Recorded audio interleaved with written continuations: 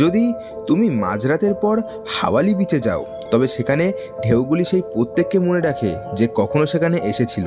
যদি তোমাকে সূর্যোদয়ের আগে বাড়ি ফিরতে হয়, তাহলে এই নিয়মগুলো অবশ্যই পালন করবে। নিয়ম 1, যদি তুমি জলে সাঁতার কাটো এবং হঠাৎ করে জলের রং ঘোলাটে হয়ে যায়, তবে তৎক্ষণাৎ থেমে যাবে। তুমি দেখতে পাবে যে জলের নিচে কিছু ছায়া ঘোরাফেরা করছে। সেগুলি মাছ, তবে কোনো ছোট মাছ নয়, সেগুলি হাঙর মাছ। তারা শুধুমাত্র তাকেই আক্রমণ করে যারা নড়াচড়া করে। নিয়ম 2, যদি কোনো কাঁকড়া বালির উপরে কিছু লেখে, তবে তা পড়বে না। সেগুলি শব্দ নয়, সেগুলি নিমন্ত্রণ। নিয়ম 3, কখনো কখনো তুমি দেখবে যে বালি দিয়ে তৈরি একটি মানুষ একা দাঁড়িয়ে আছে। সে তোমার দিকে হাত নাড়ছে। তুমি শুধু একবার হাত নেড়ে সেখান থেকে চলে যাবে, তাকে ইগনোর করবে না।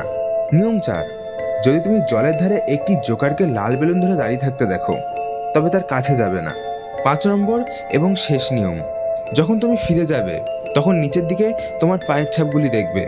যদি তোমার সাথে সাথে আরও একটি পায়ের ছাপ চলতে থাকে, তবে দৌড়াবে না, শুধু হাঁটতে থাকবে যতক্ষণ না সেই পায়ের ছাপগুলো তোমার সাথে হাঁটা বন্ধ করে দেয়। একদম ভয় পাবে না, একদম আতঙ্কিত হবে না। শুভকামনা।